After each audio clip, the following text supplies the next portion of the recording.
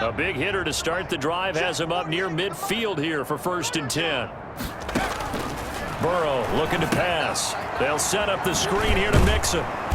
And a few little style points on the juke, but not much room to maneuver after that. They'll contain him to just 4. 2nd down. You got the big lead defensively. Willing to give him that underneath stuff, right? And this is why you work on your tackling. Tackle them after the catch, inbounds, keep the clock running. Just go ahead and bleed the game out that way. On 2nd down, here's Burrow. Got his man complete over the middle. That's Green. Only 3 yards on the catch. It's 3rd down. One thing I think that's safe to say defensively, the tackling's been really good. And because of that, it's been very, very hard for them to move the ball because you're not getting the benefits of run after catch. They're tackling them almost on the spot. That means you have to run extra plays, harder to move it. Burrow on 3rd down. And now Burrow going to be intercepted yet again. It's the former Seahawk, Earl Thomas. And he'll get it all the way down inside the 35-yard line. Certainly not what he was hoping for, Charles. That's now 3 interceptions in this ball game. But there's a lot of knowledge to be gleaned every time you throw an interception if you do things the right way. And hasn't there been a pretty darn good quarterback along the way who threw a lot of interceptions early, learned from them, and became great later? Who would that be? That'd be one Peyton Manning. Threw 28 his rookie year. That's the NFL record. How'd things turn out for him? I think okay. He's a guy in all the commercials now, right? Yeah, I think he's doing okay. This is Ingram on 1st and 10. And he will cross the 30 down to the 29-yard line. Mackenzie Alexander in on the tackle. Brandon, I've got to think this offensive line has got some smiles on its faces. And I know it sounds crazy, but they practiced for this back in training camp. They knew they'd be in situations where it'd be extra defenders in the box coming after them, trying to keep them from locking down a game. Right now, they want to show the world they're up to the challenge. Again, they'll run with Ingram. 3 yards on the pickup. That's going to set up an interesting 3rd and about 4 to go. Some of the most unselfish players on any football team, defensive tackles, because we ask them to just eat up blocks and allow other people to make tackles. But when he can make a play himself, as we just saw there, that's a big day.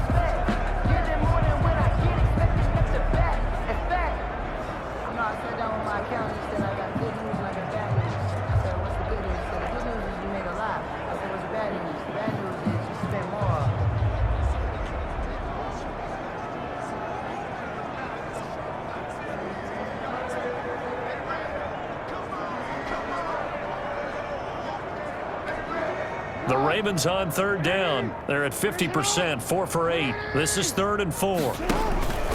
They'll try and run some clock here as they keep it on the ground. And he will have a Ravens 1st down by a couple of yards as they're able to convert here on 3rd and 3. They get 5 out of that one, and it moves the chains. Brandon, when a defense just simply can't get off the field on 3rd down, and we all know how important that down is for both sides of the ball, you often feel like you're just a step behind whatever they're doing offensively. And one of the differences in this game, no doubt, 3rd down conversion, and that is going to be a story they'll talk about after this one.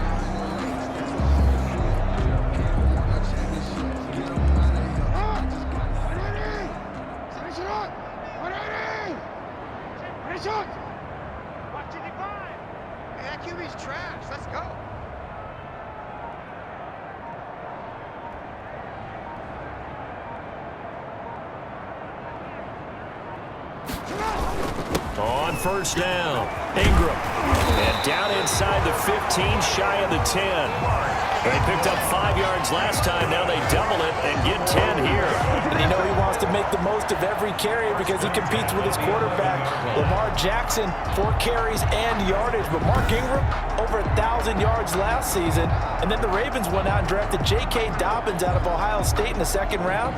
So now the Ravens potentially have 2 guys to pair with Lamar Jackson in the run game. Wishbone formation, anyone?